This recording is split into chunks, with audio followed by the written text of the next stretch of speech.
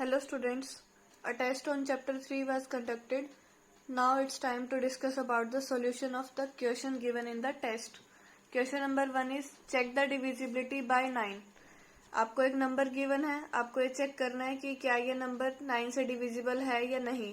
तो आपको पहले 9 से डिविजिबिलिटी रूल रिकॉल करना है. वो क्या होता है आपके पास, अगर जो आपको नंबर गिवन है वो आपका, फिर आपको उसको सम ऑफ डिजिट्स देखना होता है. डिजिट्स आपके क्या है इस नंबर में 257069. जब आप इन डिजिट्स को ऐड करोगे तो आपके पास सम आपको कितना मिलेगा, 2 + 5 7, 7 7 14, 14 and 6 20, 20 + 9 29. तो आपकी सम ऑफ डिजिट्स अगर 9 से डिविजिबल होती है तो आप कहते हो कि जो हमारा गिवन नंबर है वो 9 से डिविजिबल होगा. सो हमें क्या मिला, because 29 is not divisible by 9, क्योंकि 29 हमारा 9 की टेबल में नहीं आता. 29 ही हमारा 9 से डिविजिबल नहीं है. देयरफॉर, ये देयरफॉर का आपका सिंबल है, आप लिखोगे therefore the number 257069 is also not divisible by 9. इस क्वेश्चन को आपको 2 मार्क्स गिवन थे. एक तो आपका इसके लिए था, एक आपका इस रिटर्न फॉर्मेट के लिए था. बट काफी बच्चों ने क्या करा, इसको आप छोटे बच्चों की तरह आप डिवीजन करके देख रहे हो. वो तो आपको पहले ही 5th स्टैंडर्ड में सीख के आए थे. अगर आपका रिमाइंडर बच रहा है तो नंबर 9 से डिविजिबल नहीं है, और अगर रिमाइंडर 0 है तो नंबर 9 से डिविजिबल है. तो ये वाला मेथड अब आपको अप्लाई नहीं करना, आप बड़े हो गए हो. डिविजिबिलिटी रूल आपको ध्यान रखना है कि सम ऑफ डिजिट्स अगर 9 से डिविजिबल है तो ही हमारा नंबर 9 से डिविजिबल होगा. नेक्स्ट है आपके पास question number 2, find the HCF. आपको HCF फाइंड आउट करना है, मतलब highest common factor using prime factorisation method. आपको प्राइम फैक्टराइजेशन मेथड का यूज करना है और फिर आपको क्या फाइंड आउट करना है, इनका HCF. तो क्वेश्चन नंबर 2 में जो आपको नंबर्स गिवन है 14, 49 एंड 7. तो आप प्राइम फैक्टराइजेशन देखो. 14 क्या है आपका, एक इवन नंबर. जो हमारी प्राइम नंबर की मैंने आपको बताए थे कि मेनली आपको इनको तो ध्यान रखना, वो क्या थे आपके 2, 3, 5, 7, 11. फर्स्टली आप चेक करो क्या वो नंबर हमारा 2 से डिविजिबल है. यस, 14 हमारा 2 से डिविजिबल है, क्योंकि ये क्या है हमारा एक इवन नंबर. इवन नंबर के लिए आपको बताया था लास्ट डिजिट आपका क्या होना चाहिए, 0, 2, 4, 6 और 8. तो जब आप 14 को 2 से डिवाइड करोगे तो आपके पास क्वेश्चन बचेगा 7. अब 7 आ गया हमारा प्राइम नंबर, तो इसको हमें फर्दर फैक्टराइज नहीं करना. इसके लिए आगे हमें कोई प्राइम नंबर सर्च नहीं करना. ऐसे आप 49 की प्राइम फैक्टराइजेशन देखोगे, ये नंबर आपका 2 से डिविजिबल नहीं है, क्योंकि आपका ये नंबर क्या है, एक ऑड नंबर. नेक्स्ट आप देखो 3 से डिविजिबल. 4 + 9 आपका कितना होता है, 13. 13 3 से डिविजिबल नहीं है, इसलिए ये कंप्लीट नंबर आपका 3 से डिविजिबल नहीं है. 5 से डिविजिबिलिटी के लिए क्या रूल होता है आपका, एंड डिजिट या तो 0 हो या फिर 5 हो. तो बट यहाँ पे क्या है 9, तो ये नंबर आपका 5 से डिविजिबल नहीं है. नेक्स्ट आप चेक करोगे 7. 7 की टेबल में 49 आता है आपका, 7 7 जा 49. ये होगी हमारी इसकी प्राइम फैक्टराइजेशन. फर्दर फैक्टराइज नहीं करना, because 7 is a prime number. और 7 जो आपका अनदर नंबर है वो तो ऑलरेडी आपका प्राइम नंबर है ही. इसको आप इस तरह से लिख सकते हो. आप लिखोगे 14, 49 एंड 7. इसके लिए आपको L शेप में बताया हुआ है 2 × 7.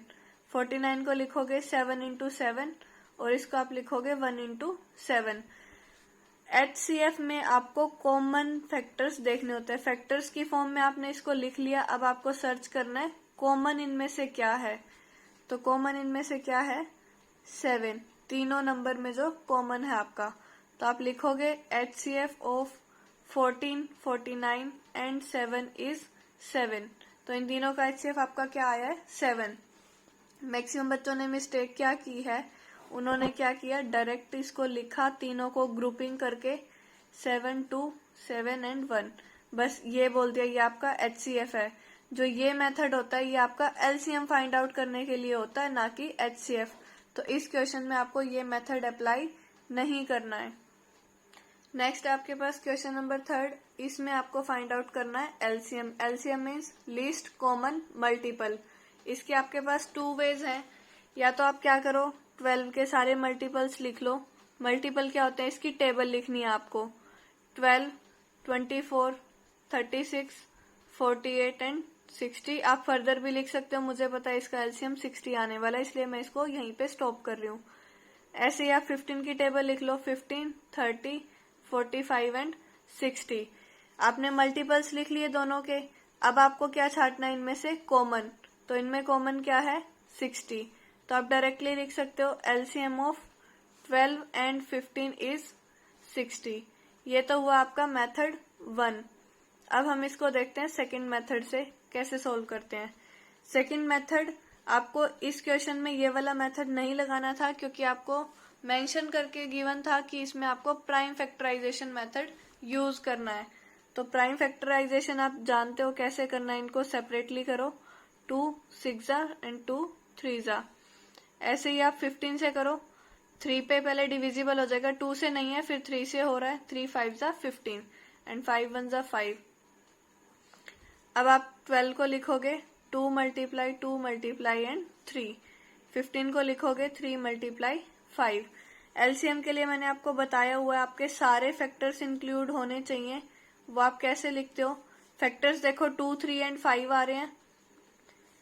12 में 2 कितने टाइम्स आ रहा है, 2 टाइम्स। 3 कितने टाइम आ रहा है, 1 टाइम। और 5 0 टाइम। और 15 में 2 कितने टाइम आ रहा है, 0 टाइम। 15 क्या कैसे लिखा हमने, 3 मल्टीप्लाई 5। यहाँ पे 2 तो हमारा प्रेजेंट ही नहीं है, तो ये हुआ 0 टाइम। 3 कितने टाइम आ रहा है, 1 टाइम। और 5 भी 1 टाइम। अब जो ये आपके नंबर्स है ना, इनका आपको मैक्सिमम देखना है, उसको यहाँ मल्टीप्लाई करा के लिखना है, वो आपका एलसीएम होगा। 2 और 0 में बड़ा कौन, 2। तो एलसीएम में आप क्या लिखोगे, जो ये फैक्टर है कितने टाइम्स मल्टीप्लाई होगा, 2 टाइम। तो 2 मल्टीप्लाई 2। 1 एंड 1 बराबर है, कोई भी बड़ा नहीं है, तो आप इसको 1 ही कंसीडर करोगे। तो 3 की मल्टीप्लाई होगी 1 टाइम। और 5 के लिए 0 और 1 में से बड़ा कौन, 1। तो 5 की मल्टीप्लाई होगी 1 टाइम। जब आप इनको मल्टीप्लाई करोगे तो आप देखोगे आपकी मल्टीप्लीकेशन में आंसर मिलेगा आपको 60। ये था हमारा मेथड 2। अब इस क्वेश्चन का हम देखते हैं थर्ड मेथड। जिस बच्चे को जौन सा मेथड इजी लगे वो उस तरह से कर सकता है, बट ये चीज भी आप ध्यान रखना, नेक्स्ट टाइम से जो आपसे पूछा जाए वही वाला मेथड अप्लाई करना है, जैसे इसमें प्राइम फैक्टराइजेशन पूछा गया था। नेक्स्ट मेथड क्या है, हम इन दोनों की ग्रुपिंग करके इनको डायरेक्ट ही फैक्टराइज कर सकते हैं। तो ये दोनों कौन सी सेम टेबल में जा रहे हैं, 3 से डिविजिबल है। 3 4 12 एंड 3 5 15। इसकी फर्दर प्राइम फैक्टराइजेशन के लिए मैक्सिमम बच्चों ने यहाँ पे 4 लिखा था, जो कि आपका है गलत। यहाँ पे आपके सिर्फ प्राइम नंबर्स आते हैं और 4 आपका प्राइम नंबर नहीं है। तो आप इसको लिखोगे 2 2 4। और 5 आपका 2 से डिविजिबल नहीं है, तो आप इसको एज इट इज लिखोगे।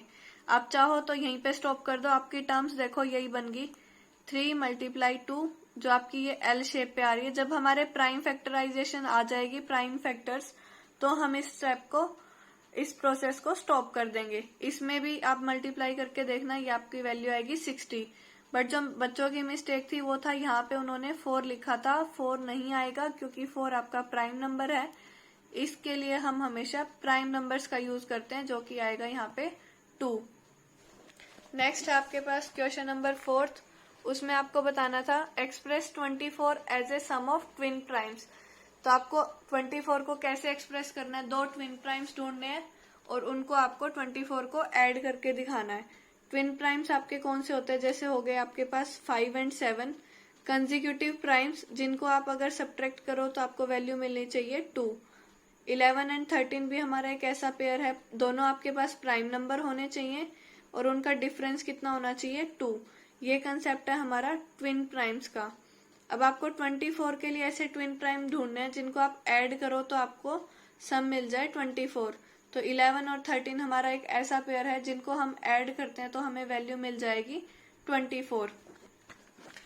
लास्ट क्वेश्चन था आपका question number 5। Write down the definition of prime number. तो आप क्वेश्चन की स्टेटमेंट को ध्यान से पढ़ा करो। आपसे पूछा जा रहा है कि डेफिनेशन लिखो प्राइम नंबर की, बट मैक्सिमम स्टूडेंट्स ने क्या किया, प्राइम नंबर के एग्जाम्पल लिख दिए, जो कि गलत है आपका। आपसे पूछा जा रहा है डेफिनेशन, तो आप डेफिनेशन बताओ। प्राइम नंबर्स होते कौन से, आपसे ये पूछा जा रहा है। तो प्राइम नंबर आपके कौन से होते हैं? ऐसे नेचुरल नंबर जिनके सिर्फ दो ही फैक्टर्स हों, 1 एंड इटसेल्फ। फॉर एग्जाम्पल 2 के फैक्टर्स कौन है? 2 मल्टीप्लाई 1। 3 को आप कैसे लिखोगे? 3 मल्टीप्लाई 1। 3 और 1 इसके फैक्टर हैं। इसके अलावा इसको आप अलग वे से नहीं लिख सकते, दो डिस्टिंक्ट नंबर की मल्टीप्लीकेशन। इनकी मल्टीप्लीकेशन में सिर्फ क्या आना चाहिए? 1 और वो नंबर खुद। ये आपका टेस्ट बहुत इजी था। सारे सॉल्यूशन मैंने आपको बता दिए हैं। आप इनको अच्छे से समझ लो और अपनी गलतियों को ठीक कर लो, ताकि एग्जाम में आपकी मिस्टेक्स ना हो और आप अच्छा स्कोर करो। Thank you.